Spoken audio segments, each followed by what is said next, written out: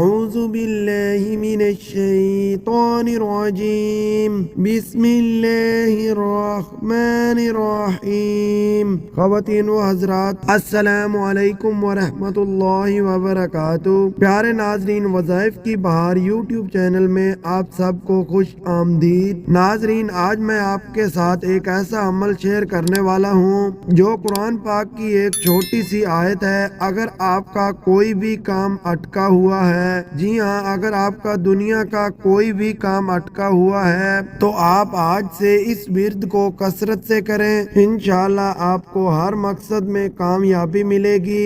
آیت کریمہ یہ ہے، وَلَسَوْفَ يُعْطِيكَ رَبُّكَ فَتَرْضَىٰ۔ پارہ نمبر 30، سورۃ والضحیٰ، آیت نمبر 5۔ وَلَسَوْفَ يُعْطِيكَ رَبُّكَ فَتَرْضَىٰ۔